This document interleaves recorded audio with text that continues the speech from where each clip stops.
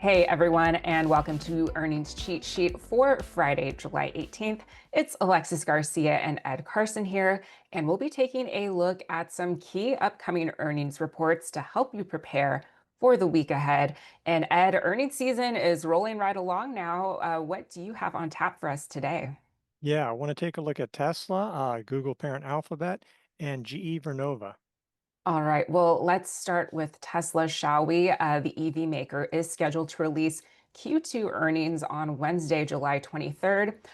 Earnings for the Elon Musk outfit are expected to fall 23% to 40 cents per share, and revenue is seen declining 12% to $22.4 billion. And one wild card is if Tesla changes Bitcoin accounting for a third straight quarter. And here's why we're watching Tesla. We'll be looking for any robotaxi news, particularly if there's any information on expansion to other cities, and especially about safety monitors. Tesla had also planned to begin production on a new affordable model by mid-year. We'll want to know what's going on there. Delivery guidance for 2025 has been a little off with end of tax credits. There was a surge and then drop in demand. So, how will Tesla handle the end of the EV tax credit and ZEV credits? And we'll also be looking at Tesla energy growth margins and foreseeing any tariff impact there. So, Ed, a lot to follow with Tesla outside of Elon Musk and his beef with Donald Trump. That seems to have been weighing on shares. But we saw with Q2 sales, sales in China getting steady, but dropping about 6% in the US. We saw the top North American sales executive for Tesla depart the company on July 15th. And again, it just seems like Elon Musk. Everything is centering around him in terms of Tesla. So, what are your thoughts with the EV maker ahead of earnings? Yeah, there's a lot going on. I mean, you rattled off, it just goes on, and the earnings are not going to be great. As you said, you talked about Bitcoin. They've done it the last two quarters. First, that they in Q4 for Q4 they said, well, we want to count unrealized gains, and so Q4 actually originally showed an increase, but then in Q1, well, Bitcoin was down, so they didn't want to do that. So they said, well, we're not going to count it. So not only that hurt that, and they had to redo the prior quarter. So maybe now they'll come back because Bitcoin's at record highs. So you may want to factor, if that comes in, that headline number is just something to watch. And there's another wild card, zero emission credits. I mean, we'll talk about like yes, the IRA credit expires after Q3, which really isn't about this Q2 report, but zero emission credits expired right away when the Trump budget passed. And it seems like automakers don't have to pay fine for the prior 3 years. So it's possible, and I honestly don't know if those ZEV credits, which are hugely important to Tesla's profitability, because other companies, the automakers that pollute, basically they buy credits to make the fine. So they don't have to do that anymore. And so will it affect Q2? I don't know, but it'll definitely affect going forward. So those are some things for the EV business. We're going to see a big surge. As you talked about, we're going to see a big surge in EV sales in the US because of the IRA credit going away. Then we'll presumably see a plunge. How will that all factor out longer term? It's going to be a little messy in that front. Tariffs may impact Tesla Energy, which has been doing pretty well, but now they're going to have to pay pretty high tariffs on those batteries. Again, I don't know how much that affects Q2 or if it's going to be later on. And of course, the Robotaxi.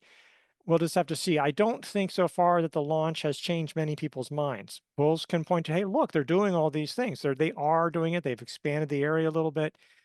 Bears can say, well, they have a safety monitor and a lot of other things to back things up. And we knew that it could drive around and just screws up some of the time. And when it screws up, there's somebody to protect it. So and a lot of other people are like, I don't know, it probably hasn't changed anybody's minds in the middle either. So what will they say that can really change people's minds? I don't know. I don't know what they'll say. So there's a lot going on. I know that's went on and on. There's a lot. It's the earnings call is going to really be where it matters. Yeah, I was going to ask you about the impact of that robotaxi news because they launched in June.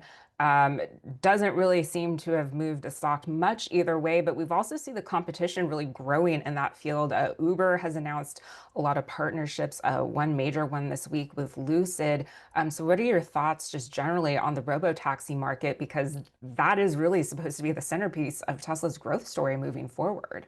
Yeah, and to be fair, I think the real growth story for Tesla is not robotaxis. I don't know if there's that much money to be made in robotaxis for anybody. I mean, I'm not saying you can't make money, but the real issue is, can Tesla do robotaxis and then take that very low cost version that they're doing, cameras and they're inset, they're not, it's not that, and then be able to, so people could buy their own. I think that's where the money is to be made. And that's always been, I mean, they obviously sell FSD, but if it truly became self-driving, I think that would probably be where the money is. But there is a lot of competition in robotaxis, and it's potentially that some of these other automakers could do the same thing. They could do robotaxis and eventually sell them to individuals as well. So we'll see. There's always that promise, but the gap between what bulls believe and what bears believe is so jaw-dropping compared to other companies where you think, oh, this company should double, this company should go in half. No, this one is like Tesla should be 10 trillion, somebody else will say it should be 20 billion at most. And so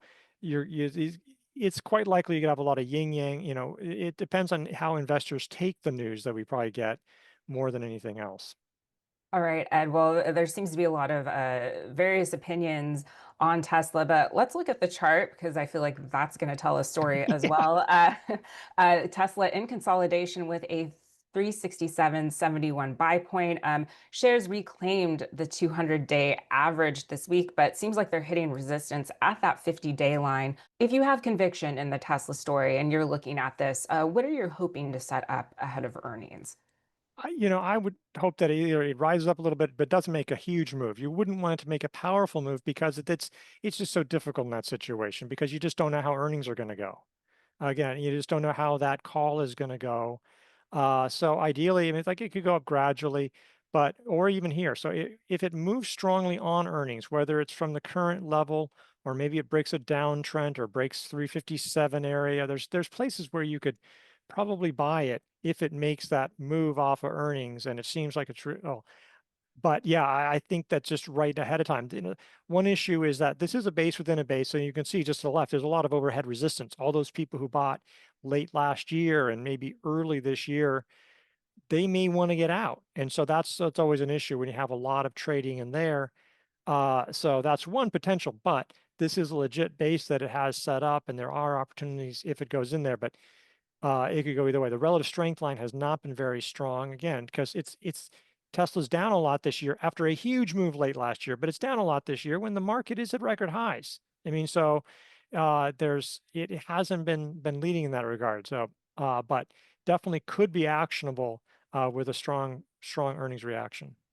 What are your thoughts? Because volume here too seems a little dried up as it's been making this move over the last couple of weeks. So, any indication of what's going on there? Yeah, that's not great. I will say, to be fair, like it seems like some of the downside, like after it hit 357 when it came off, some of the volume wasn't that high either. So, I mean, there was one day in there, but even that I think might have been a support day. It sort of came off lows on that day, and that's some of that may have been like Trump Musk feud, which is sort of unusual, So, yeah, the volume isn't the most impressive. It hasn't been terrible on the downside either. You can see the AD rating is actually a B plus. So there has been some decent volume to the upside over the last 13 weeks. We know Kathy Wood's been buying into the stock as well. Any thoughts with those moves? I mean, I don't know. She tends to buy when she thinks that it's cheap, and we'll see. I mean, it's like, and she tends to sell when it gets high. I mean, that's a classic strategy: buy low, sell high. And so we'll see. I don't know how well her buys or sells have worked one way or the other. I, it is, but she obviously has a long run super conviction. It just seems in general we say you should probably wait until earnings unless you're doing an option play. But I would imagine an option would be very expensive because you could expect a big move either way. All right, Ed. Well, let's move on and take a look at Google, which is scheduled to report Q2 earnings also on Wednesday, July 23rd. Earnings for the tech giant are expected to rise 15% to 217 per share, and revenue is projected to climb 11% to $93.89 billion. And here's why we're watching Google. We'll be looking at margin expansion, headcount hiring. AI is doing a lot of the coding work now, like at Microsoft, but that data center depreciation seems to be a little bit of a drag.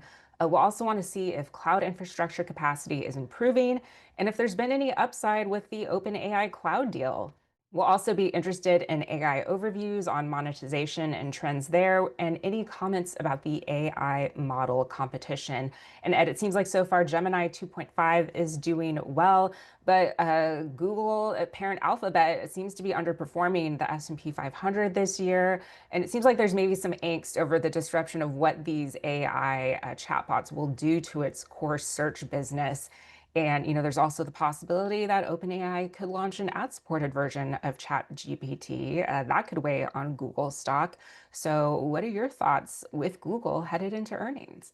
Yeah, I mean, there's still those long-term existential concerns, though it does seem, at least right now, so far, well, yeah, people are using those chatbots. It still feels like Google has a pretty strong share with search, and their Gemini is pretty good, so they can grab there. And as you were talking about with OpenAI, but Gemini, they're finding ways to monetize it, or they will monetize it. So I think they feel like they can monetize AI search or chat kind of chatbots, so that's something that's out there. So, but still so expensive. They're still having to spend a ton of money to stay where they are. I mean, so maybe they're not falling apart in terms of their business. Their business is fine, but it's still really expensive to do that. So they'll have to do that, see how they're doing with AI, how cloud computing is doing. Still, most of their revenue is in advertising. So how is that really? They need that to still go well. And some of that may be AI related as it goes on, but all those things need to see that continue to go. It's still growing pretty well. I mean, we're going to see these mega caps like the traditional hyperscalers, your Amazons, your Microsofts, your Googles, Metas. They're generally going to be slowing down in growth. There was a couple of big years of growth, found some growth, and also they may have curbed some costs. And so now it's going to slow down as the numbers get even larger for these companies, but they're still performing relatively well. We talked about robotaxis with Tesla, but Waymo, which Google is the parent company of that self-driving taxi service, they're also emerging kind of as the main competitor to Tesla's robotaxi. Any thoughts with Waymo and how that unit's doing? I don't know how their losses are. I think they're still losing money. I mean, I've heard that, okay, there's certain marginal things there. At some point, that should be a business that improves it, or at least the losses narrow, or at least narrow per ride or something. I'm not sure, but it's expensive. And it's clear Tesla's the only one that gets a massive market cap for robotaxis. That's really what it comes down to. But yeah, that business seems long term. I don't know how they might really make a lot of money off of it. I've always wondered about that. I mean, it's sort of fun. It's nice that somebody's spending all this money on it, but how much money are they really going to make on it long term? It's certainly not something that's really helping their bottom line in the short run. All right, Ed, well, let's look at the chart. And as you mentioned, just seeing these growth numbers slow into fiscal year 2026. And Google recently broke out of a cup with handle base with a 181.23 buy point on July 11th, but hasn't really advanced much since that pivot point. I guess it's technically still in the buy zone, but what are your thoughts here with the technical action? I mean, it's in a buy zone right now, and that's fine. And so people could buy it now, though earnings are coming up, so you'd probably want to wait. The issue really is that it is lagging the S&P, and you can see that with the relative strength line. It's lagged since early, right at early, at the end of January or so, maybe around the DeepSeek. I think when the DeepSeek hit all these AI plays, it's underperformed since then, and maybe in the last few months it's gone sideways, but it hasn't really caught up ground. So while some other companies, I mean, the market's at new highs, this is not. I mean, it's still significantly from all-time highs. So I mean, Meta and Amazon had this situation, but they sort of moved out a little earlier. I mean, they made a little more progress. And so and Microsoft as well, they were laggards, but they weren't as much of a laggard. So I think that's the biggest concern. Why isn't this taking off? Why would you, be interested in this? So maybe the earnings will change it around. And if you're like, no, things are really strong, and it's going to accelerate. Our growth is going to be much better than we expected, and so then you might see this start to catch up. But as we were talking about this on at various IBD Live, and people say, well, this is okay, but I see there's better merchandise out there. Yeah, and especially in this market, I really want to go with those true leaders. And let's move on then to GE Vernova, which reports earnings on Wednesday, July 23rd. The energy equipment company is expected to see Q2 earnings jump 1,785% to 151 per share. That's versus earnings of 8 cents a year ago. And revenue is expected to climb modestly by 7% to $8.8 billion. Guess that 7% is modest in compared to what we're expecting for earnings. And here's why we're watching GE Vernova. The turbine backlog was a key issue. CEO Scott Strazik said during the company's Q1 call that GE Vernova was booked for gas turbine sales through 2027 and taking orders for 2028. We'll also be interested in seeing any data center commentary. And Ed, this is one that was spun off from General Electric in April of 2024 and has really taken off since that spinoff. The demand for gas power equipment has been particularly strong for them. And a lot of analysts see the company as being well positioned for this growing energy demand that we see with the artificial intelligence revolution. So, any thoughts on GE Vernova?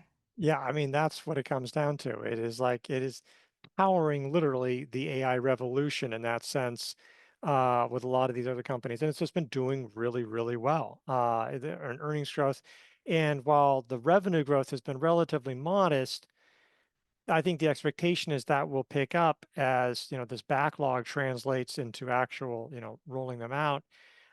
They've just got tons of demand for the foreseeable future. That's also something that helps the stock, and for investors, you can feel like it's not just that there's growth now, but you can feel very confident for the next few years that there'll be growth. I mean, yes, if there's a Great Depression, a bunch of backlog will fall away somehow, but it just that gives you that kind of confidence given the AI boom that there's just such demand for power anywhere they can find it, people. So you can feel a lot of confidence in the growth outlook. Where other ones, it's like, well, things have to work out. You don't know if this company's going to do well, this one's going to do well. This one, you feel like it's going to do well in terms of the fundamentals for the next few years. So really strong. And looking at the chart, Ed, you can see the growth that's expected to rise here in the next fiscal year and just really impressive earnings growth as well, again, since the spin-off. But talk to me about the chart. We saw this breakout 447.50 cup base extended from that buy point in that 20 to 25% profit zone. So again, if you bought into that breakout, how are you handling this? And if you're maybe keeping an eye on this stock, what would you like to see develop as an entry point? I mean, I think if you bought it the buy point there, or even probably the best time to buy it was back in April when it was busting above the 50-day line powerfully, sort of, in that area. That was sort of like probably the best, but it was one of the early ones to move. I think that's also not just that was one of the first ones that was actionable after the market turned. So that was really positive. I don't see anything that people can do right now. You have to wait for a new base. At the very least, wait for a pullback to the 50-day, 10-week line. And you'd want it to be somewhat graceful. You wouldn't want this thing to just plunge to the 50-day line on earnings. And it could. I mean, I would also look, you could see, 2 quarters ago, I mean, that it broke out on earnings this last quarter, but the prior quarter, it tumbled. I mean, it really came down. So that's just something to note. This is why you wouldn't want to be buying heading into earnings. And there's other things going on there. That may have been the deep seek. That was probably the deep seekers.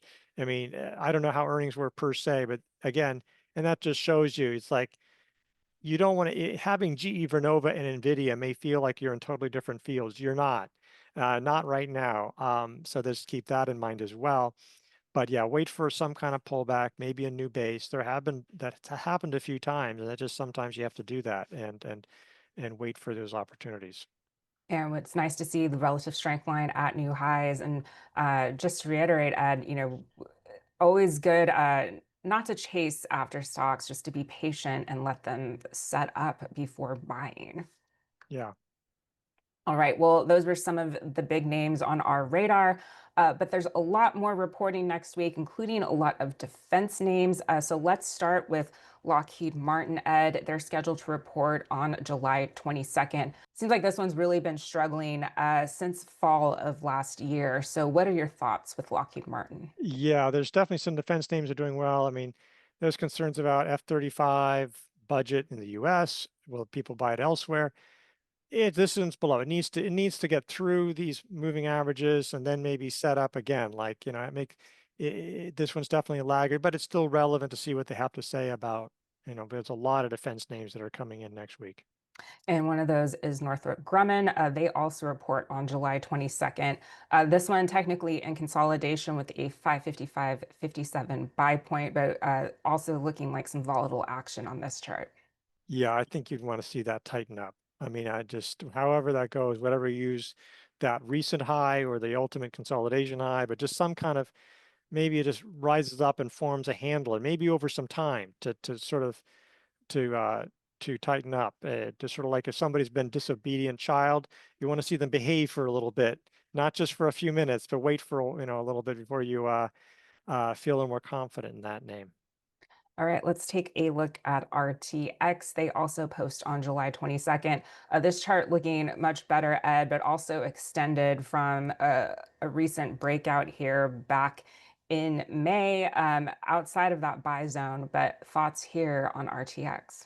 Yeah, aside from earnings, I suppose you could have bought like or add on around the 149 level. There was, or someplace in there, if to add a few more shares, but earnings were coming up. This one's acting well, but you needed to pull back or set up again. All right, well, let's take a look at Service now. They're scheduled to report earnings on July 23rd. Broke out of this kind of lopsided cup with handle base on July 3rd, but has pulled back sharply since then and is now trading below the 200-day line. So, what interests you about Service now? This is one of the biggest names, and we'll see another one, but one of the first pure play software names.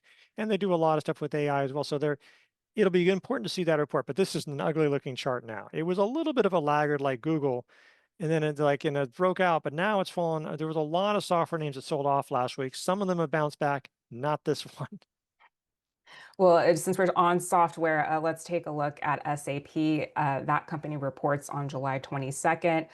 This one, a little bit of a different story, broke out of this double bottom base back here in April. It kind of looks like a little range bound, maybe, Ed, since then, but looks like it found support recently at the 50-day line.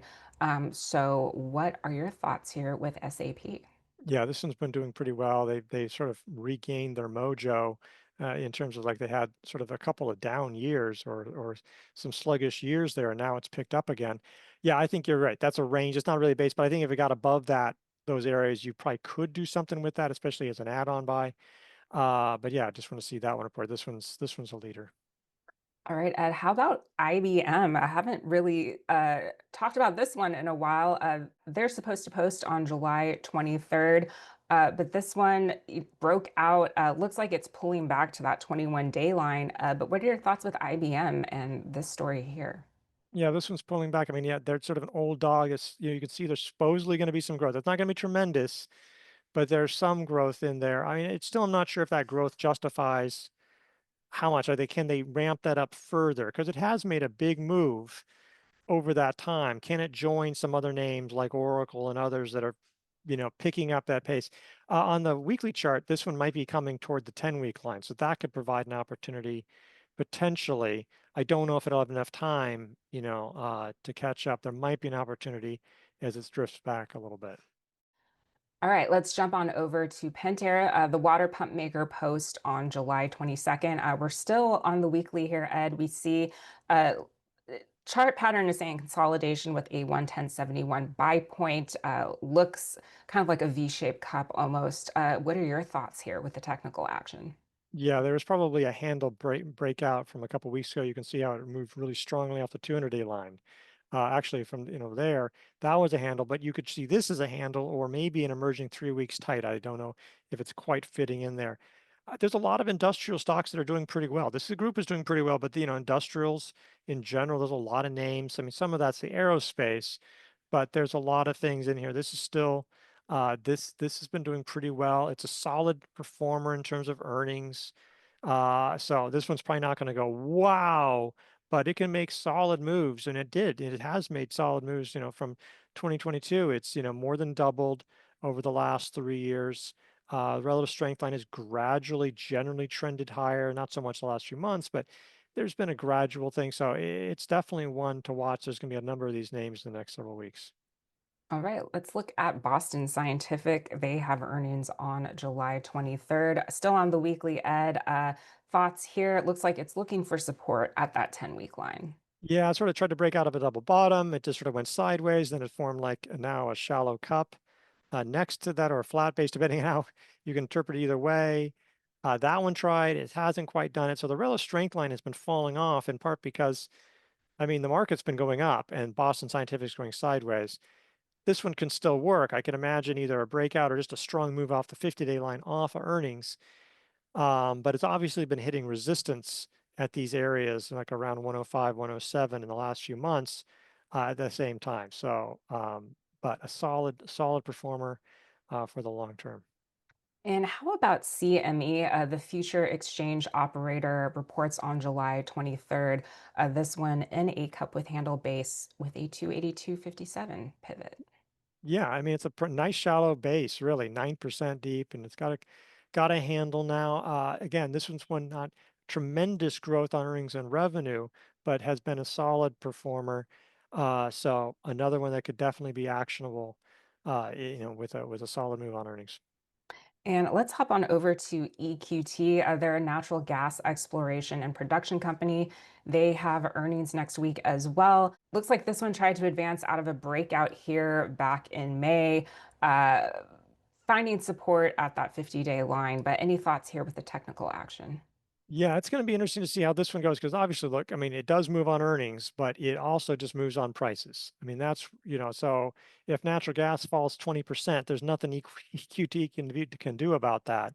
So I mean, natural gas demand is probably it should be pretty strong, you would think. Again, we just talked about GE Vernova, there's demand for that, and it's a little bit more domestic than say oil, where oil prices can come down.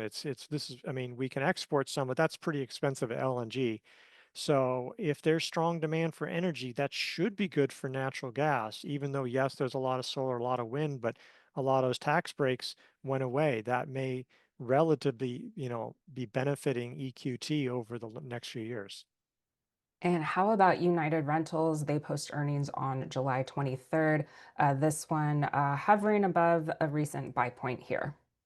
Yeah, it'll be interesting to see how construction goes. I mean, they're, on the one hand, tariffs may encourage some more domestic manufacturing. There's some mixed on that. Meanwhile, so some subsidies have gone away that was boosting infrastructure. Uh, and then there's other things about residential. That one seems to be struggling. But, can this one turn around? I think this will be important to see what they have to say about that heavy equipment rental. It's in a buy zone. It'd be great if it just consolidated here until earnings, and then maybe a move from here would then be actionable. All right, Ed, last but not least, let's look at Cal-Maine Foods, egg producer. They have earnings on July 22nd. Again, another recent breakout here out of a cup with handle base. So thoughts here on the chart. This one can have some scary moves on earnings, up or down. I mean, because people say like this one, egg prices have been strong, over the last few years. A lot of that's because of bird flu, and I think bird flu seems to be dying down. I don't know how that long, and of course, it doesn't take that long to replenish, egg layers. So I think if we looked on a weekly, we know this is going to be a strong year. Powerful, there was a powerful thing, but then next year it's supposed to be down. So this is Q4. So 2025 is ending, but you can look at those annual numbers. Huge declines, huge decline, huge decline, huge spike, huge spike, huge decline, big spike, big line. Cal-Maine is not something to keep you calm on the long run in terms of the fundamentals because you're going to see these big drops. So huge earnings this time, but then it could be very weak for a while. It's just really, uh, it just that just makes it wonder. I'm just wondering because the party may be ending on that. But I just want to bring that up. It's like we may we may be ready for the fundamentals to weaken quite a bit. That could turn around with one few chickens start coughing, and the prices will spike again. But I just So wanted to don't make put all sure. your eggs in the Cal-Maine basket. Yeah, just yeah, I wouldn't say keep calm and carry on. It's fine to have some of that, but and obviously it's done really well, but it is prone to big moves in part because the prices can move very quickly up and down. All right, Ed. Well, thanks so much for your insights today. And that wraps it up for this episode of Earnings Cheat Sheet. You can catch more market analysis with Stock Market Today with Alyssa Corum. That goes live after the closing bell. And thank you all so much for watching, and we'll see you here next week.